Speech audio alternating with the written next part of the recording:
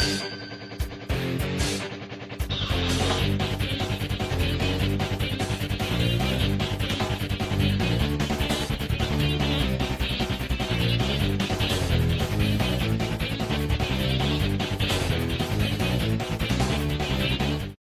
tout le monde, c'est Mathieu, j'espère que vous allez bien. Aujourd'hui, on se retrouve pour une nouvelle vidéo avec Laffy, chroniqueur professionnel chez Unique FM à Ottawa. Comment ça va, Michael Lafleur? Salut Mathis, ça va bien? Excité de ce marché des joueurs autonomes 1er juillet. Beaucoup d'actions, c'est rare qu'on n'a pas vu ça là.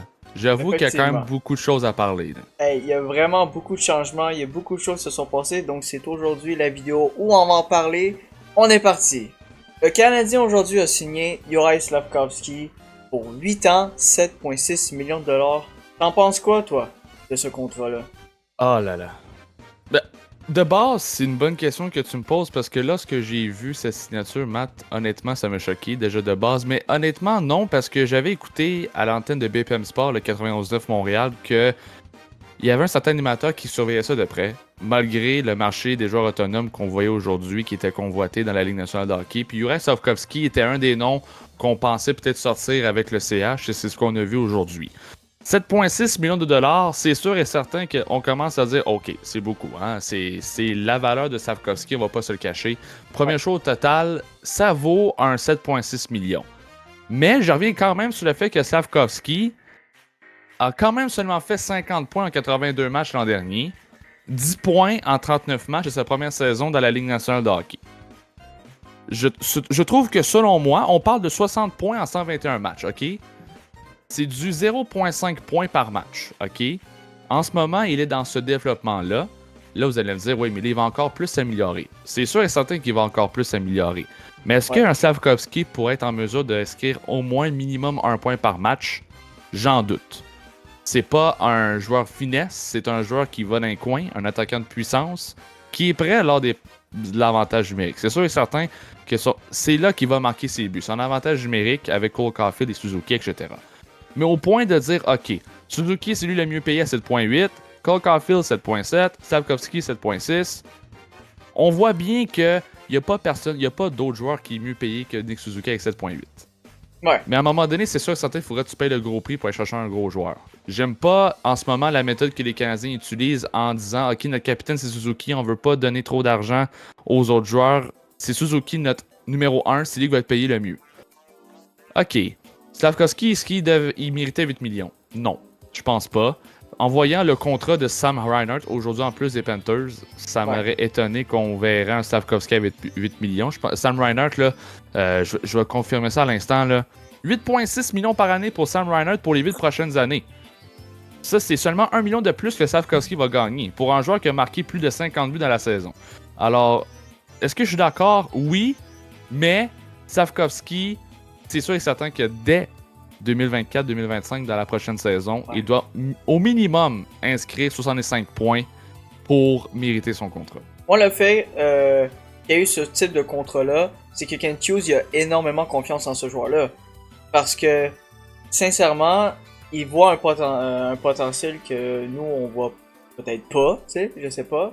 Mais c'est sûr que pour moi, avec ce qu'il a montré depuis le début avec le Canadien, évidemment, on le sait que c'est un choix de premier tour, il va encore plus s'améliorer, mais en ce moment, il est pas à son maximum, donc il vaut pas exactement ça à mon avis.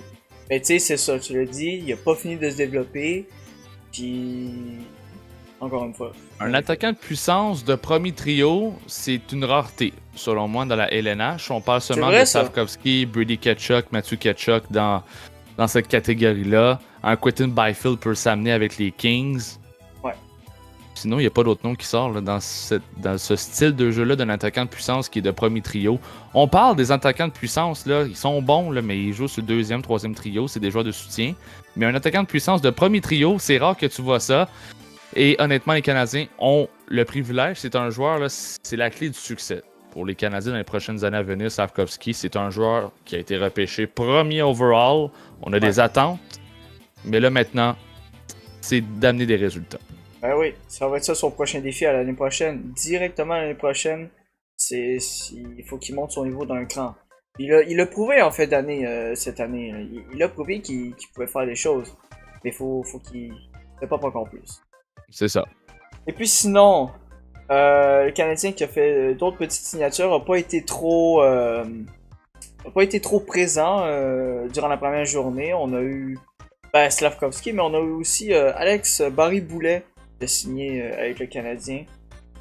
C'est un Québécois. C'est un Québécois. Pourquoi pas l'amener dans une des seules équipes, c'est la seule équipe québécoise de la Ligue nationale de hockey, les Canadiens. Pourquoi pas l'amener dans sa ville natale où tout a commencé pour lui, c'est au Québec dans le hockey mineur.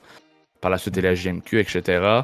On a ramené Laurent Dauphin, lui qui joue dans la filiale des Bruins de Boston, si je ne me trompe pas. Laurent Dauphin qui revient maintenant à Laval. C'est des petites signatures qu'on sait que ça arrive à chaque année, c'est comme ça. Mais justement, Slavkovski, c'était la plus grosse signature pour moi dans un marché d'enjeux libres des Canadiens depuis les 5 dernières années. Alors, c'est sûr et certain que lorsqu'on parle des petits joueurs comme Barry Boulet, ça nous excite pas trop le poil des jambes malgré ça, mais Barry Boulet, c'est un excellent joueur quand même de hockey. Il a quand même bien joué avec le Crunch de Syracuse, avec le Lightning, avec Benoît Gou, qui est un Gatinois. Alors, c'est sûr et certain que lorsqu'on parle de Barry Boulet, on verra ce qu'il va faire avec Laval. Mais moi, je te pose une question, puis tu en as parlé avant qu'on fasse la vidéo. Un Jonathan Marchessault qui n'arrive pas avec les Canadiens, je trouve ça bizarre. J'en parlais avec un de mes bons amis, Guillaume, puis Marchessault ne vient pas. Mais bon, c'est sûr et certain que ça aurait été un très bel ajout. Ouais, c'est sûr que ça aurait été un bel ajout. Et je sais que le Canadien voulait ce joueur-là, aurait quand même eu besoin de ce joueur-là. J'ai écouté le point de presse de Kent Hughes aujourd'hui, il en a parlé un peu. Kent Hughes il disait que s'il voulait signer Marchessault, c'était à court terme. Et le problème de Marchessault, c'est qu'il veut à moyen terme, long terme. C'est ce qu'il a fait, selon moi, qui n'a pas été chez le Canadien, qui s'est penché plutôt vers les Prédateurs de Nashville. Ils ont pas eu de chance et en même temps, ils ont pas été morts dans l'hameçon. Je sais pas si tu comprends un peu ce que je veux dire. C'est parce que le problème, c'est que Marchessault, c'est un risque, c'est un vétéran. Mais Marchessault, il a 33 ans. Là. Il n'est pas un vieux de la vieille. C'est un gars de 33 ans. Il a encore 4-5 années devant lui dans la Ligue nationale de hockey. Mais pour Marchessault, signer 5,5 millions par année pour une valeur de 5 ans, moi, je comprends pas pourquoi on n'a pas essayé avec les Canadiens. Pourquoi pas laisser à long terme? C'est un joueur québécois qui aurait pu finir sa carrière dans sa ville natale. Pour ça alors, que c'est ça que je trouve ça plate. C'est ça, j'étais un peu déçu. Parce qu'on pouvait clairement le faire. Mais oui, on pouvait clairement le faire. C'était la journée. Le 1er juillet 2024, c'était la journée où tu pouvais aller chercher un des meilleurs joueurs québécois présentement dans la Ligue nationale de hockey. C'est pas le meilleur aujourd'hui, alors on se parle. Là. Je pense qu'il n'y a pas de débat à faire là-dessus. Marchessault, c'est le meilleur québécois. Et, oui. Veux pas, là, il a quand même fait 25 points en 22 matchs durant ces séries-là de la Coupe Stanley en 2023. Alors, Marchessault, c'est un joueur qui est capable de faire des passes, marquer des buts, aller dans les coins, n'a pas peur de récupérer une rondelle dans une bataille de 1 contre 1 selon la rampe. Mais Marchessault s'en va au Prédateur. C'est mieux, c'est bon, c'est correct. Et Marchessault l'avait dit en plus. Il y a eu une entrevue là, avec les chaînes montréalaises à la télévision, puis il a dit « Oui, le Canadien est intéressant envers moi, mais il y a un problème avec, justement, la durée de ce contrat-là. Ouais. Et, bon, c'est Kent Hughes qui décide, là. Hein. À un moment donné, c'est lui qui... c'est lui qui a les rênes de cette équipe-là avec Jeff Gorton. Mais à un moment donné, si tu veux amener des partisans au Centre Bell pour voir du spectacle, ben là, avec le choix d'Ivan Demidov, c'est un excellent choix. C'est un joueur qui va venir du spectacle, un peu comme c'est lui qui va faire des Michigan, c'est lui qui va faire des excellents jeux en Demidov. Mais Marchessault, ça aurait été peut-être lui qui aurait fait soulever la foule dans des moments où tu arrives dans un moment serré dans le match où tu penses que c'est un joueur québécois qui va marquer le but victorieux, en plus à Montréal. Ça aurait été incroyable selon moi, en termes de marketing, je parle. En termes de marketing, c'est sûr et certain que Marchessault, ça aurait été top number one. Mais la réalité en fait en sorte que Kent Hughes peut pas signer tout le monde avec plein d'argent, tant d'années, patata, parce que tu as des mauvais contrats encore. Tu as Brendan Gallagher, tu as Josh Anderson, ils sont encore là dans ton organisation. Et ça fait très, très mal à Kent Hughes. Les partisans, ça leur fait mal. J'imagine même pas être dans la peau de la direction des Canadiens en ce que Marc Bergevin a laissé entre les mains de Kent Hughes lors de son congédiement par Jeff Ouais. Molson. Alors, on revient au point de Marchessault, là. Malheureusement, pas le problème de pas assez d'argent. C'est le problème de l'ancienne direction qu'on doit essayer encore de régler les problèmes avant de ramener des solutions Et au club c'est hockey ça, canadien. selon moi, T'essayes pourquoi d'amener des solutions avec Slavkovski, Suzuki, Caulfield, c'est Demidov, ça. etc., avec Matheson. Tu as trouvé ta solution, mais tu peux pas encore ramener tout ce tas-là encore une fois. Tu peux pas encore essayer de trouver d'autres solutions parce que tu l'as, ton noyau de solutions avec les Canadiens. C'est juste que tu peux pas aller trop vite dans ton développement, dans ta façon de faire pour tenter d'amener cette équipe-là en séries éliminatoires. C'est pour ça que je dis encore qu'en 2025, les Canadiens ne sont pas encore en série, ne sont pas encore rendus là dans leur Non, développement. Les Canadiens sont encore en reconstruction, entre guillemets, mais ça reste quand même, c'est une excellente équipe sur papier, surtout à l'attaque. Mais il y aurait des changements à faire et ça avec le temps, avec les repêchages, avec les jeunes joueurs qui vont s'en venir. Joshua Roy, Demidov, c'est des excellents ben attaquants oui. qui vont s'en venir. Il y a la défense, t'as Mayu, t'as Rambacker, t'as Lane Hudson. C'est des Non, défenseurs ça va être. qui vont être dans le top 4 dans tes prochaines années. Défensivement, c'est pas un problème, mais à l'attaque, tu veux pas aller trop vite. Puis avec un Marchessault à 33 ans, tu sais que tu n'aurais pas fait les séries l'année prochaine. Peut-être les faire en 2026, c'est des points d'interrogation. OK, 2027, on commence. Marchessault va arriver à 35-36 ans. Il va être beaucoup moins rapide sur la patinoire, va faire beaucoup moins de points, sera moins productif. Alors, malheureusement, c'était pas le bon moment de signer Marchessault. Exactement. Tu vois, j'ai même pas eu le temps de parler, t'as tout dit ce que je voulais dire. C'est parfait. Mais c'est ça, surtout le problème Marchessault, d'après moi, a eu une petite préférence aussi pour les prédateurs parce que aussi les prédateurs ont plus de chances d'aller chercher d'aller chercher plus de victoires surtout. C'est une équipe qui peut Oui. beaucoup plus gagner que le Canadien en ce moment. Ça a dû jouer un peu là-dessus aussi. Et, ouais, c'est ça. Il y a tellement de choses à régler, tellement de problèmes que, comme tu l'as dit, Bergerin a laissé derrière lui dans cette équipe qu'il faut régler. Et pour prendre son temps, on n'a pas le choix. Le sujet pour les Canadiens de Montréal, je pense qu'on n'a rien d'autre à dire. Non, c'est cloué dans le bec. Parlons d'une équipe qui était très familière, mon cher Laffy, les Sénateurs d'Ottawa, qui eux ont fait plusieurs. Ben, ils ont été une équipe quand même un petit peu active du côté des joueurs autonomes. On a été chercher David Perron, on a fait quelques échanges aussi et signé des joueurs chez les mineurs. T'en penses quoi du travail de l'interne de ce que les sénateurs ont fait aujourd'hui? Bon, Steve Stéos a un problème lui aussi.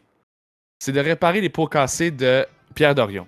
C'est un peu le même principe qu'avec les Canadiens. C'est ça le C'est problème très avec ces deux similaire, hein? équipes-là. Puis je tiens à dire que ça fait 2 ans que je suis à la couverture des Sénateurs et que je les suis 24... Ben pas 24 heures sur 24, mais je les suis jour par jour durant la saison régulière. Malheureusement, pas de séries éliminatoires depuis 17 ans à Ottawa, on le sait très bien. Mais avec ce qu'on a vu depuis la saison morte, des changements qu'on devait faire, je crois que cette équipe-là va être en séries éliminatoires en 2025. J'y crois. Honnêtement, c'est une équipe qui se retrouve dans une très bonne place dans la division Atlantique pour pour défier, je dirais, avec les Maple Leafs, rivaliser. C'est ce que je cherche comme terme. On peut rivaliser maintenant les Bruins, les Maple Leafs, le Lightning, les Red Wings. Ça, c'est pas un problème. Les Canadiens, c'est bien trop facile de les battre de toute façon. Mais Ils les battent depuis ben les trop Red d'années Wings- déjà.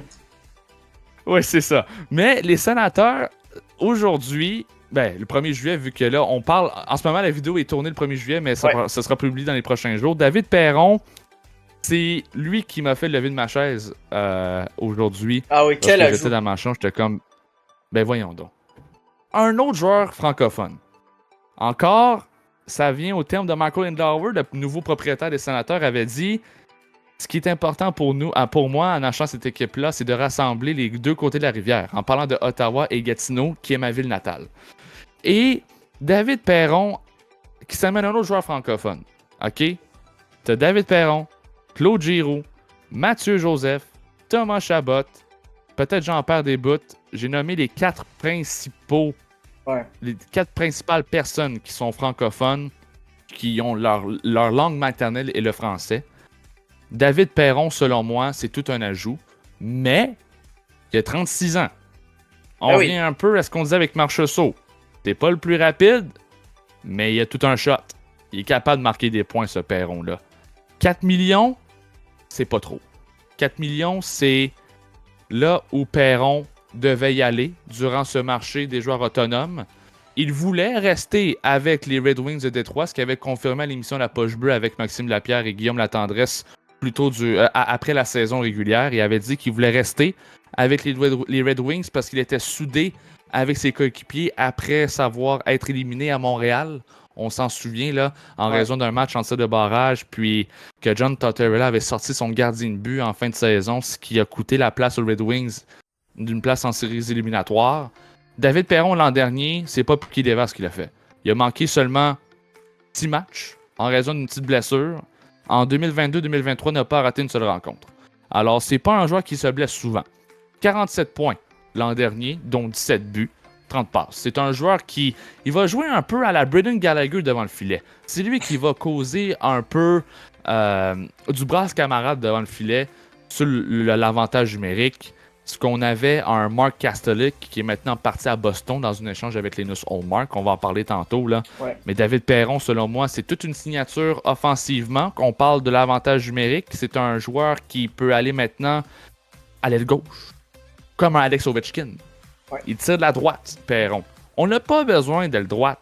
T'as déjà Drake Batterson comme...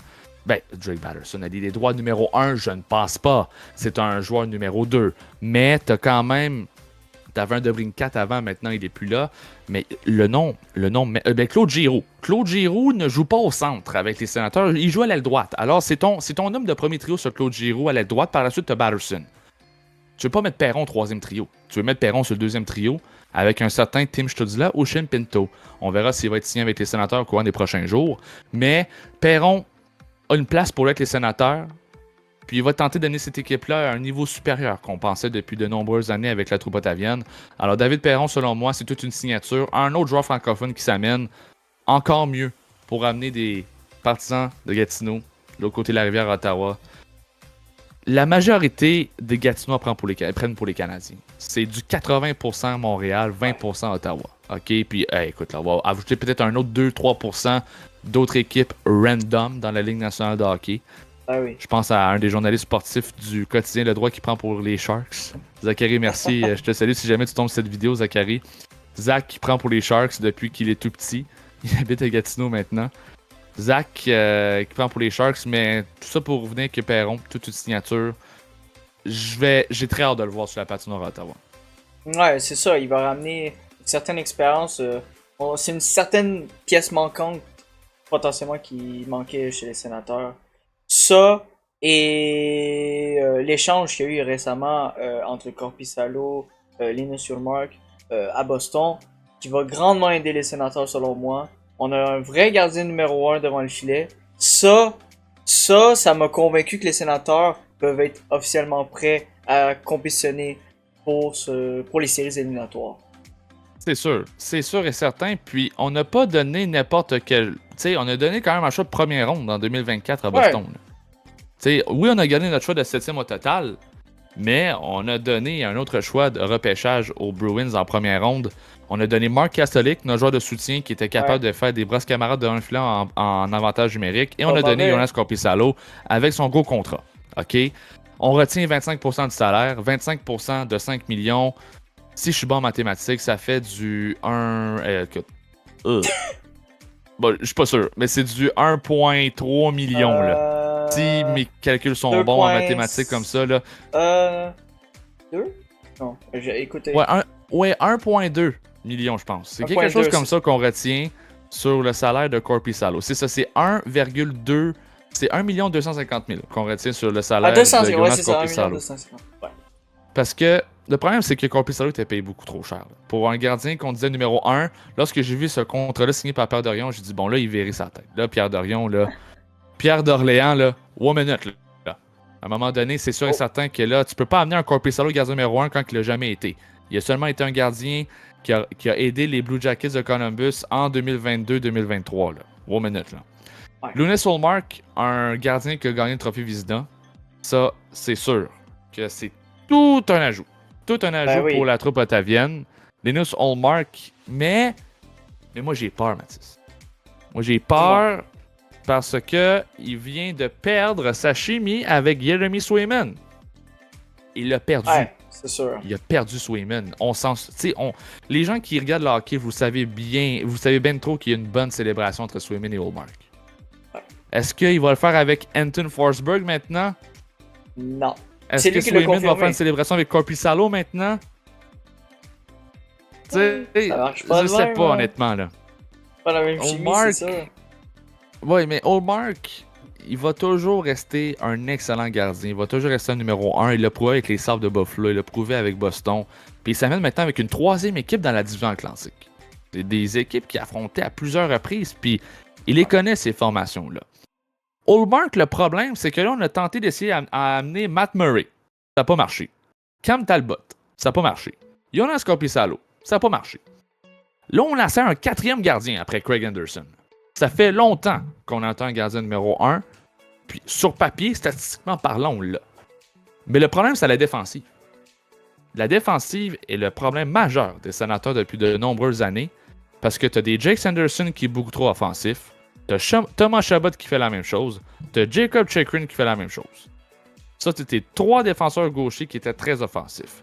À la droite, tu as Artem Zub qui joue défensivement. Tu as Jacob Bernard-Docker qui est OK, correct. Puis tu as Travis Hamonic qui est juste trop vieux.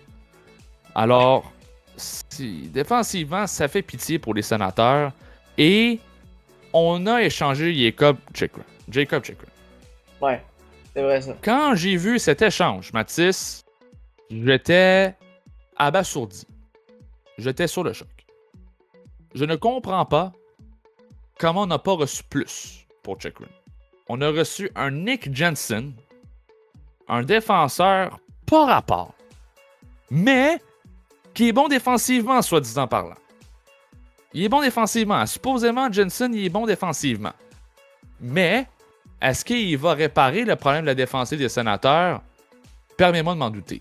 Puis, tu y vas approfondis le choix de 3e ronde de 2026 des Capellos que tu viens de recevoir. Là. T'es comme maudit. On vient tout simplement de se faire... on vient de se faire excuser par les Capellos. Là. On vient de se faire crosser. Le DG des Caps doit rire de Steve Staios. Mais, on a réparé un problème.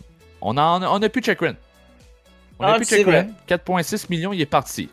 Il est parti, puis il était pas si performant que ça avec les Sénateurs. Je vais pas vous mentir que défensivement, c'était vraiment bof. Sais-tu qu'est-ce qu'on a donné? Qu'est-ce qu'on a donné aux Coyotes pour avoir Chychrun, Mathis? Sincèrement, je m'en souviens pas. Un choix de première ronde, puis 2 choix de 2e ronde. Hey! Pierre Dorion le voulait. Pierre Dorion, il le voulait, ce Jacob Chychrun. Mais il a fait une des pires échanges lorsqu'on reparle en 2024 maintenant. C'était un des bons échanges de Pierre Dorion. Et depuis son congédiement, on parle d'une des pires échanges avec Cam Talbot, etc. Alors, dans le cas de Chychrun, dans le cas d'Ullmark et dans le cas de Jensen, les Sénateurs sauront-ils décider en 2025 avec tous les nouveaux joueurs qui se sont amenés, les jeunes espoirs qui s'en viennent, avec des Zach Ostapchuk à la ligne de centre, des Tyler Kleven à la défensive, t'as encore ton Jacob Bernard-Docker. Ça va être très solide pour... En termes de fiches, là, on va jouer au-dessus de 500 selon moi. On va faire des séries de justesse, mais on va être éliminé en première ronde. C'est sûr que ça va être difficile. C'est étape par étape. On va pas devenir comme les Maple Leafs de Toronto, ça c'est sûr et certain, je peux vous le garantir. C'est une étape à la fois. On va essayer de se rendre en séries éliminatoires et de ne pas être éliminé pour une 8e année consécutive. hein, hors d'une place en série. Alors, du côté des Sens, j'espère le mieux, puisque c'est une des équipes que je suis à la couverture. Oui, je suis un partisan des Sénateurs, mais je suis neutre, comme vous pouvez l'entendre. Là. J'ai les deux côtés de la médaille en ce moment lorsque je parle des Sénateurs. C'est comme ça, souvent, je serais au travail en ce moment. Là. Alors, Il y a une Chikrin, vérité aussi. Ouais, puis une vérité, c'est que Chikrin, malheureusement, eh bien, s'en va maintenant à Washington rejoindre Ovechkin. Puis j'espère pour lui qu'il sera heureux. Mais 4,6 millions pour Chikrin, selon moi, c'était beaucoup trop. Puis on a maintenant un 4 millions en Nick Jensen. Ça reste beaucoup d'argent, mais on aura un meilleur défenseur défensivement. Ouais, c'est ça qui leur manquait un peu chez les Sénateurs. Parce que, comme tu l'as dit, c'est vraiment leur point faible, là, selon moi. Là. Puis déjà qu'on a réglé... Moi, je suis confiant avec Ullmark. C'est sûr, ça va peut-être être différent, mais faut toujours y croire. Puis je suis confiant, parce que je sais qu'il est bon de base, Ullmark. Puis il va tout faire pour emmener cette équipe-là en série, parce que il a toujours vécu ça. Ben non, il a pas toujours vécu ça, des séries éliminatoires, mais surtout avec Boston, il l'a vécu. Donc, en tout cas, peut-être ça va lui donner une pression de plus pour... Il n'y en aurait plus de rivalité là, avec le gardien numéro 1. Là. C'est sûr et certain que Ullmark et Swayman étaient comme ça. Ben oui. Mais avec Anton Forsberg, il va pas rivaliser. Là. Il sait que c'est Ullmark le numéro 1. Mais avec Boston, il ne savait pas là, avec Swayman. Là. Ils avaient le même potentiel devant le filet. C'était deux excellents gardiens de but dans la Ligue nationale de hockey. Alors, Ullmark va avoir beaucoup de départs et on souhaite de la santé. Ah ben oui, c'est sûr. C'est sûr qu'on souhaite ça. Et puis sinon, parce qu'on va continuer à parler, on va retourner sur le sujet des joueurs autonomes. Il y a une équipe qui nous a pas mal impressionné aujourd'hui, en ce 1er juillet 2024, et qui, selon moi, est l'équipe gagnante cette année. C'est les Prédateurs de Nashville. Selon moi, les Prédateurs, ils ont fait 3 signatures très audacieuses. Ils ont signé potentiellement les 2 meilleurs attaquants qui étaient sur le marché. Steven Stamkos et Jonathan Marchessault, qu'on a parlé un peu plus tôt.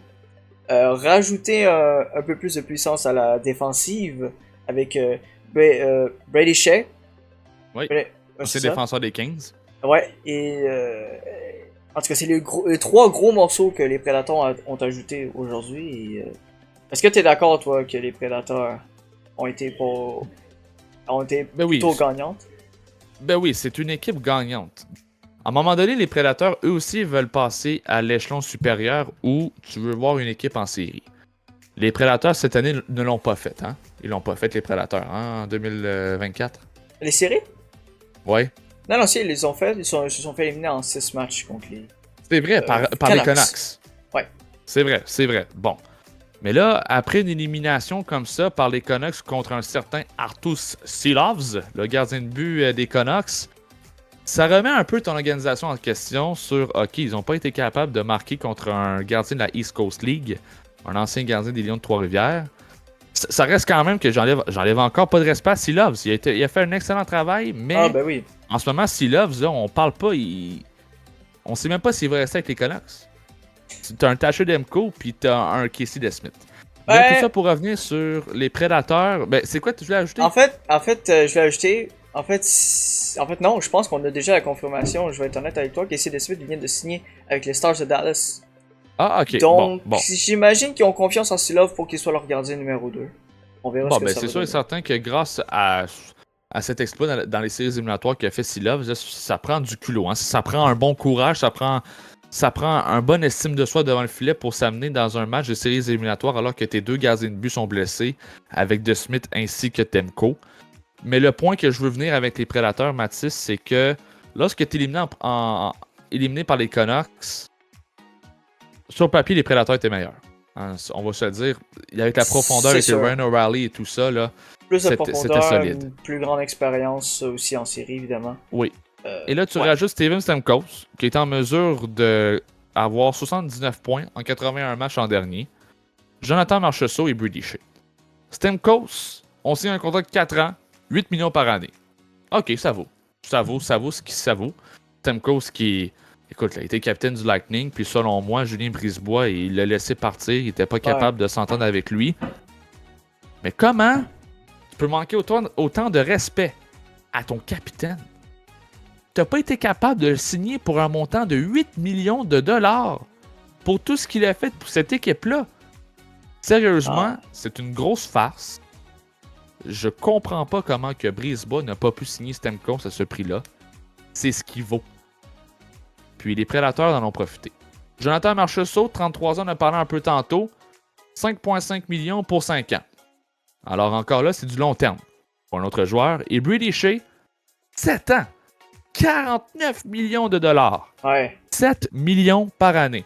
On a fait sauter la banque. Alors là, Brady Shea a fait sauter la banque, puis ça, c'est l'expression de le dire. Parce que, honnêtement, là, si je regarde approfondissement sur Brady Shea, OK?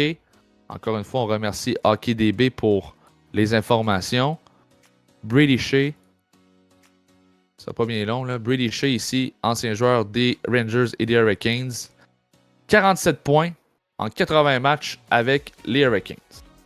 Un joueur payé 5,2 l'an dernier. Il a augmenté son contrat qui est maintenant 7 millions. Ouais. Est-ce qu'il vaut vraiment 7 millions? Non. Il vaut pas 7 millions. Je trouve que c'est un contrat qui va drôlement ressembler à un certain Seth Jones, Daniel Nurse. Ouais. Mais il se trouve dans la bonne équipe. Il se trouve dans la bonne équipe. C'est moins pire qu'un Seth Jones, un Daniel Nurse selon moi, mais ouais, clairement, c'est... Ouais, on parle pas de 9 à 10 millions, ça c'est sûr et certain. Non, là. Sûr. Mais pour du 7 millions pour un joueur qui est âgé de 30 ans, là, puis c'est un contrat de 7 ans. Là. Je tiens à dire qu'il va être payé jusqu'en 2031. Là. Alors, c'est quand même beaucoup d'argent pour du long terme. Mais Brady Shea a fait 9 points en série en 11 matchs. OK? Ça, c'est... Je crois que c'est ce montant-là qui a fait pencher la balance du côté des Preds pour ce contrat-là. Brady Shea, qui est un excellent défenseur, un défenseur gaucher, qui est bon offensivement, qui peut... Il peut faire des erreurs dans sa propre zone, mais ce sera toujours le défenseur qui voudra se reprendre, par exemple. Ouais. Je veux pas enlever une chose à Rob Brindamour, c'est que Rob Brindamour, il coach très bien ses joueurs. C'est pour ça qu'il reste encore avec les Hurricanes, parce qu'il est capable, justement, de pas... Comment je faisais ça? C'est pas le genre de coach qui va se fermer à gueule si un de tes joueurs fait une erreur dans sa zone. OK? Puis Robin d'Amour, ben lorsque Shea fait des erreurs dans son territoire, ben il le fait savoir en arrivant à son banc. Puis Shea a eu cette culture-là avec les Hurricanes, puis il va la garder avec les Prédateurs parce qu'il a évolué dans cet environnement-là depuis 2019 avec les Hurricanes. Alors Shea va amener une certaine profondeur à la ligne bleue des Prédateurs. Puis si... On va aller un peu plus loin que ça, OK Mathis? Je vais regarder tous les défenseurs des Prédateurs de Nashville pour la prochaine saison. OK? T'as Brady Shea qui va jouer avec Roman aussi. Ouais. Un bon duo, OK? Logique. Jérémy Lauzon avec Alexandre Carrier, deux bons Québécois à la ligne bleue des Prédateurs. Après ça, Luke Shen, un excellent défenseur défensif avec Spencer Stastny. Stastny, on le connaît pas trop, c'est un no-name un peu comme Jensen. OK? Mais ça reste quand même que le top 4 des Prédateurs est très bon. Si on va à l'attaque maintenant, on ne met même pas Stamkos sur le premier trio. OK? On met Stamkos et Marchessault sur le deuxième trio. C'est du Philippe Forsberg avec O'Reilly et Gustav Nyquist. Très bonne première ligne. Ouais. Stamkos, Tommy Novak, Marchessault. Ça, c'est un top 6 de séries éliminatoires. Ben oui. Et par la suite, tu as les joueurs de soutien. Hein? Michael McCarron. Michael McCarron, ancien joueur de première ronde des Canadiens. Ouais. Et il joue en tant que joueur de soutien. Colton Sissons aussi bon là-dessus. Mais, est-ce que c'est une équipe qui pourrait se rendre loin en série? Non. Il manque quelque chose encore, puis ils vont essayer d'être agressifs durant la date limite des échanges. Mais ce ne sera pas une équipe... Oui, ils ont gagné le marché des joueurs autonomes, mais au point de se rendre jusqu'en 3e en finale de l'association de l'Ouest? Je pense pas. Alors oui, les Prédateurs ont gagné le marché des joueurs autonomes, mais ça reste que Stamkos, Marchessault, Shea, 3 bonnes signatures, mais ce ne sera pas 3 joueurs qui font une équipe. Ça doit aller collectivement pour essayer d'avoir une chance d'aller plus loin en séries éliminatoires. Ouais, ben c'est ça, j'en ai pas parlé, mais c'est ça, genre, je me disais un peu dans ma tête, je me disais, il manque quelque chose dans cette équipe-là qui va faire, j'ai l'impression que malgré leurs efforts, leurs signatures, ils vont peut-être pas aller aussi loin qu'ils l'auraient voulu. C'est juste une impression que j'avais, et tu sembles me confirmer ça, fait que... Puis tu sais-tu encore, j'ai oublié un point, Mathis, pour les Prédateurs. Il y a aussi Saros. Ouais. Ah oui, il a signé une prolongation de contrat. Mais moi, je comprends pas. OK? T'as le Explique. gardien d'avenir dans ton organisation en Askarov. Puis tu préfères faire confiance à Saros. Je fais une bonne comparaison, OK? Vas-y. C'est comme si tu donnais une prolongation de contrat à Yaroslav Alak et que tu laissais partir Carey Price. Oh, les souvenirs 2010. Je comprends tout à Mais fait, ouais. est-ce que j'ai raison en disant ça? T'as raison. Tu Je te viens de l'enlève pas, ça, là. laisser un gardien d'avenir dans la Ligue nationale de hockey pour un Yossi Saros qui oui, a fait ses preuves, mais au point d'être autant signé avec autant d'argent, bon, c'est sûr que c'est pas un contrat à la Carey Price, là. C'est un contrat qui est respectable pour Yossi Saros avec un 7,7 millions de dollars par année. On s'en est bientôt sur une reconstruction parce que on sait que les Prédateurs n'ont jamais vraiment été en reconstruction. Hein. Non. Tu sais, c'est toujours Je été une pense équipe même- très compétitive. Je pense même à leur début de... Quand ils sont arrivés à la Ligue nationale, là, fin 90, début 2000, là. Ils ont pas été à un point où ils étaient mauvais. On les a jamais vus en mode reconstruction, une vraie reconstruction. Donc, Mais c'est un peu comme les Canadiens, on les a jamais vus comme ça auparavant. Là. Pas vraiment, non, effectivement. C'est Puis vraiment les Prédateurs, à un moment donné, premières c'est fois. sûr que la bulle va éclater. La bulle va éclater à un moment donné pour les Prédateurs. Et Yossi Saros, 8 ans, pour 7,7 millions de dollars par année, il sera payé jusqu'à ses 37 ans. Ça fait beaucoup, mais les Prédateurs ont gagné le marché des joueurs autonomes selon moi. Pour moi, ils ont juste tenté le all-in. Le all-in pour aller essayer d'aller chercher quelque chose. Est-ce que ça va être suffisant? Seul le temps nous le dira, on verra. Date limite des échanges. C'est là Avec qu'on va les des savoir. échanges, ça va, on va avoir de réponses à ce temps-là. Sinon, on a le Lightning de Tampa Bay. Qui, eux aussi... Je veux parler d'une équipe que tu détestes tellement, Mathis. Là. Ah, je les aime pas, je les aime pas. C'est pas la paix qui existe, mais il faut qu'on en parle, on n'a pas le choix. Ils ont fait du gros mouvement aussi durant le marché des joueurs autonomes. On a laissé partir plusieurs joueurs, dont on a parlé de Stamkos, on a Gal Sergachev.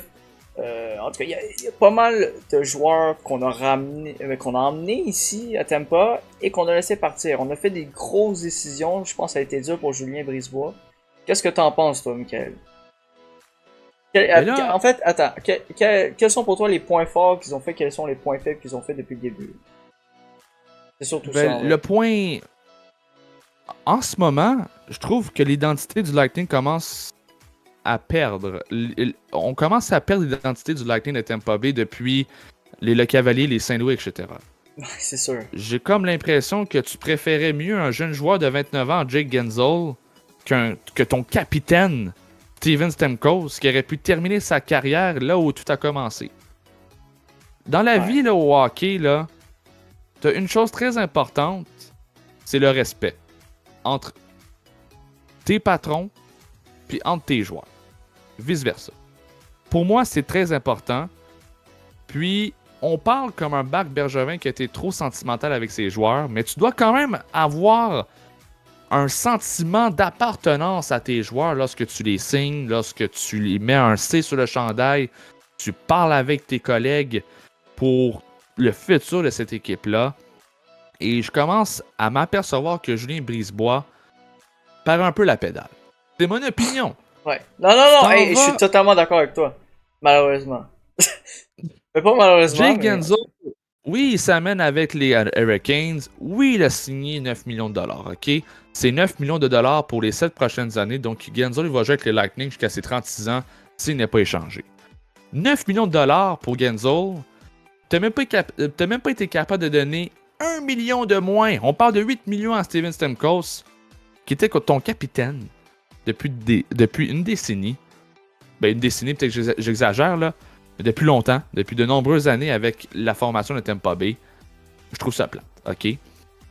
Et là, on a fait des échanges. On s'est débarrassé de Tanner Janot. Contre un choix de quatrième ronde, un choix de deuxième ronde. Janot s'en va maintenant à Los Angeles avec les Kings. Tu te débarrasses de l'ancien défenseur des Canadiens, Mikhail Sergachev, il va maintenant jouer à cette fameuse équipe Hockey Club Utah. Je sais pas qu'est-ce qui va devenir cette équipe-là. Je sais pas qu'est-ce que Sergachev va devenir avec cette équipe-là. Ah, ça va être spécial à voir, ça. Je suis vraiment. Je compatis avec Sergachev suite à cet échange. Et on est allé récupérer Gigi Mousseux, Connor Geeky et 2 choix de repêchage pour Sergachev. Mais, durant la saison morte, on était capable d'aller chercher Ryan McDonough, un revenant pour le Lightning de Tampa Bay. Alors, on a maintenant Gigi Mousseux, McDonough comme nouveau défenseur de la ligne bleue pour Tampa Bay et on s'est débarrassé de Sergachev. Peut-être en raison de blessures, soit disant comme ça. Matt Dumba, toujours avec le Lightning aussi. C'est un autre bon défenseur qui va rester avec le Lightning selon moi.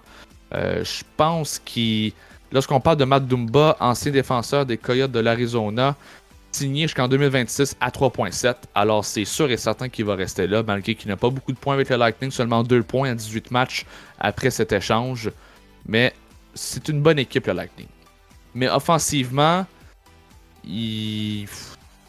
selon moi, je pense que c'est terminé là, pour la mauvaise la bonne séquence de John Cooper. Là. Ah, malheureusement, il doit vivre ça. C'est quasiment triste pour lui. Mais là, tu sais, t'as encore Hagel, t'as Point, t'as Kucherov, t'as Iceman, t'as Cirelli, t'as Nick Paul. C'est des bons joueurs qu'on vient tous de nommer pour le Lightning, ok? T'as encore Victor Edman, t'as encore Erik Cernak. C'est des bons défenseurs, là, pour le Lightning. Ouais. C'est des excellents défenseurs. Et t'as encore Andrei Vasilevski. Une équipe compétitive? Oui. Une équipe qui va se faire voler une place en série? Oui. Les Red Wings commencent à évoluer. Les Sénateurs commencent à évoluer. Les équipes vont surclasser le Lightning. Et les Canadiens vont s'en venir dans les prochaines années, ça c'est sûr et certain. Alors, le Lightning de Tampa Bay, oui, ils sont allés chercher Genzel, mais t'as plus Stamkos, t'as plus de capitaine. Là, maintenant, le site, tu te donnes à qui, Mathis? C'est dur à dire, hein. Mais en même temps, le Lightning, t'as tellement de bons vieux joueurs encore qui restent là, c'est sûr, mais... Est-ce que tu te donnes à Victor Edman? Y a personne qui peut détrôner Stamkos. C'est ça qui est dommage. C'est ça. Fait que c'est dur à dire. Peu importe à qui tu le donnerais, ça serait juste jamais pareil qu'un Steven Stamkos. C'est ça que je veux dire. Ouais. Fait que, je sais pas. Tout à fait d'accord avec toi là-dessus. Attends, je vais parler de quelque chose. On a eu d'autres signatures, ok? Veux-tu que je te dise un petit peu qu'est-ce qu'on a eu? Ok. Parker Kelly vient de signer avec l'Avalanche Colorado. Ok. Et Elias Samsonov vient de signer avec les Golden Knights. On s'en calisse. On m'en bat les couilles, frère. On a évidemment un champion de la Coupe Stanley qui reste avec son équipe avec laquelle il vient de gagner la Coupe Stanley. Sam Reinhart qui vient de re-signer un contrat avec les Panthers. C'est un bon contrat pour toi, oui ou non? Un excellent. Un excellent contrat. 8,6 millions de dollars par année pour les 8 prochaines années pour un joueur qui est en mesure de faire beaucoup de points l'an dernier. On parle de 94 points, Mathis. Il a joué tous les matchs l'an dernier. En 82 matchs, il a réussi à avoir 94 points, dont 57 buts. C'est une rareté dans la Ligue nationale de hockey, ces genres de joueurs-là d'aujourd'hui. Il a été le meilleur marqueur avec Zach Hyman dans cette catégorie-là. J'ai eu la chance d'avoir Zach Hyman et Sam Reinhart dans mon pool. J'ai fini dans le top 3 cette année. Malheureusement pas le premier, j'ai fini deuxième. Mais Reinhart, là, c'est toute une signature. Là. On parle d'un joueur qui sera un membre des Panthers jusqu'en 2032. Puis ça m'étonnerait qu'on le verrait voir partir de cette équipe-là. Je pense il va être un pilier des Panthers jusqu'à la fin de sa carrière. À moins comme un certain Carey Price avec les Canadiens. C'est un pilier comme ça pour les Panthers. Là. À moins d'un gros revirement de situation du jamais vu. Je penserais pas qu'il quitte cette équipe-là. Tu peux pas trahir comme un Sam Reinhart, mais on vient de parler de Julien Brisebois qui vient de trahir Steven Stamkos. Hein? On pensait pas voir un Stamkos partir, là. C'est sûr et certain. Mais on pense à la même chose du côté de Sam Reinhart. Je ne pense pas qu'il va partir de cette équipe-là jusqu'en 2032, ça c'est sûr et certain. On va le voir encore à l'œuvre, marquer des quarantaines de buts, des cinquantaines de buts. C'est du spectacle avec Sam Reinhart. Bien gagner la Coupe Stanley. Alors c'est sûr et certain qu'il voulait rester avec les Panthers. Puis en plus, à un bas salaire. Bas salaire, c'est quand même beaucoup d'argent. Mais pour un joueur de ce calibre-là, aujourd'hui ça vaut 10 millions selon moi. Puis il a réussi a signé moins de 10 millions, ce qui veut dire 8,6 millions, c'est extraordinaire. Puis les Panthers, certainement, n'en profitent parce qu'on a signé avec ça Kulikov, Tomáš Nosek, Rasmus Asplund, ainsi que R.G. Greer. Tous des joueurs qui vont jouer dans la Ligue nationale de hockey l'an prochain. Alors, c'est grâce à ce petit contrat-là qu'on a donné à Sam Reinhart qu'on peut amener des joueurs de soutien pour que les Panthers tentent de remporter une autre Coupe Stanley dans leur franchise. Ben oui, c'est ça. Écoute, Reinhart, je pense sincèrement il voulait aussi rester en Floride, là. Je vais pas te mentir. Ouais. Avec tout ce qu'il a vécu, là, c'est difficile de pas rester dans cette franchise-là qui a eu un bon succès, comme on vient de le voir. Il y a un petit bonjour spécial à Tarasenko, ancien membre des Sénateurs qui gagne la Coupe Stanley. C'est chapeau. Tarasenko, on peut être fier de lui. Il a bien fait dans ces séries, je trouve. Ah oui. Donc, voilà, il n'y avait pas grand-chose à dire sur le sujet des Panthers et Sam Reinhart. Je suis très content pour Sam Reinhart qui reste avec les Panthers, selon moi. Et j'y souhaite le meilleur. Est-ce qu'on finirait pas avec un sujet un peu bonus? T'en penses quoi du repêchage et des mouvements, les signatures qu'ont fait les Sharks de San Jose? Parce qu'on est d'accord, ça a été la pire équipe de la Ligue nationale l'année dernière, avec à peine 19 victoires en temps régulier. Et écoute, c'était toute une catastrophe. On s'en allait nulle part, mais selon moi, les Sharks ont fait de bonnes signatures, ont fait de bonnes transactions et s'en va tout doucement vers le droit chemin. T'en penses quoi, toi? Luke Kunin, comme joueur signé le 30 juin. Justin Bailey, ok, joueur de soutien. Ouais. Alex Wennberg, un ancien joueur de centre des Panthers à Floride, 5 millions par année pour Wennberg. Oui, c'est beaucoup d'argent quand même, là. Mais on a du potentiel dans cette équipe-là maintenant pour les Sharks avec maintenant Celebrini. Hey, Celebrini. On va se le dire, c'est tout un joueur. Puis il y a des rumeurs comme quoi c'est un joueur qui serait beaucoup plus complet que Connor Bedard. Alors, Celebrini, là, certainement, il faudrait surveiller ça dans les années à venir pour les Sharks. Complet, là, je comprendrais, ouais. Là, oui, il est beaucoup plus complet que Connor Bedard selon plusieurs recruteurs de la Ligue nationale de hockey aujourd'hui. Mais on parle des échanges des Sharks que on essaie d'aller plus loin, plus haut au repêchage. On a échangé avec les Sabres de Buffalo cette année. On a eu Jake Wallman, Monsieur Grady. Hein? Il fait le Greedy après les victoires de titre de barrage, c'est ça. Jake Wallman, un défenseur. Tu sais, c'est des joueurs comme ça qui vont te permettre, Mathis, à aller un peu plus loin dans ta franchise. C'est des joueurs, tu sais, qui donnent le spectacle. Un peu comme, tu sais, Ivan Demidov qui va donner aux Canadiens. Comme il a fait avec Alex Kovalev avec les Canadiens. C'est un peu ce genre de style de joueur-là, oui. Wallman, avec les Sharks. Tu as été capable d'aller plus haut au repêchage cette année pour aller chercher Sam Dickinson, un des meilleurs défenseurs selon moi. Écoute, offensivement, Dickinson, c'est un polyvalent de base, Sam Dickinson. Ce n'est pas un Erik Karlsson comme Perek qu'on a vu dans ce repêchage-là. Mais ça reste quand même que Sam Dickinson, c'était un du top 3 des meilleurs défenseurs de ce repêchage-là cette année. Et on est allé chercher aussi le 27 juin Carl Gunstrom, un ailier gauche. Alors, c'est sûr et certain que les Sharks vont pas faire les séries l'année prochaine. Hein? Ça, c'est sûr et certain. Il faut pas s'attendre à ça. Les Sharks sont pas encore rendus là. Mais, si on parle des trios, bien là, t'as un Celebrini, t'as un Wennberg, t'as un Tyler Toffoli. Tyler Toffoli qui vient de s'amener avec les Sharks. Ouais. T'as un Mikael Granlund. T'as un William Enklund. T'as un Thomas Bordelot, un Québécois qui tente de se faire sa place. T'as un Klim Kostin. Écoute, il y a des joueurs pas piquer des verres, là. Puis t'as encore ton vétéran qui va soutenir les Sharks en Marc-Édouard Vlasic. Ça, c'est le pilier de cette équipe-là, selon moi, avec les jeunes défenseurs Ferraro qui va tenter de mettre un peu Vlasic qui va vraiment aider Ferraro, dis-je bien. Et encore sur la liste des blessés à long terme, t'as Logan Couture, mais lui, il va s'en venir probablement en début de saison 2024. Puis devant le filet, c'est sûr, ça fait pitié. T'as Mackenzie Blackwood, un gardien numéro 2 des Devils. T'as Vitek Vanacek, un autre ancien gardien de but des Devils. C'est pas trop, la tasse de thé des Sharks, mais ça va s'en venir dans les années futures. Puis... c'est sûr, faut être patient là-dessus. Ouais, puis les Sharks, je voulais en parler parce que t'aimes les Sharks, c'est une de tes équipes favorites après les Canadiens de Montréal. Puis, ça va s'en venir, il faut juste être patient. Un peu comme les Canadiens, un peu comme les Sénateurs. Toute chose en un temps. Puis les Sharks, là, on va pas. C'est récent, là, leur reconstruction. Là. Ben On oui. parle d'une équipe qui ont quand même rivalisé avec les Golden Knights de Vegas en série récemment, là, dans les années passées. Ouais. Alors, les Sharks, avec Celebrini, Toffoli comme nouvelle signature, selon moi, les Sharks peuvent aller de l'avant et avancer dans leur reconstruction un peu plus vite que les Sénateurs ont fait, un peu plus vite que les Canadiens peuvent faire. Et ils vont peut-être égaliser un peu les Red Wings dans leur reconstruction. Ouais, ben malgré que les raisons que ça a pris pas mal de temps aussi, mais je comprends où tu vas en venir. Ouais. Donc, sincèrement, sur ce, moi, on dit, Je on chantais dit les quoi? Sharks. On dit bonne reconstruction les chars. C'est ça. Oh wow.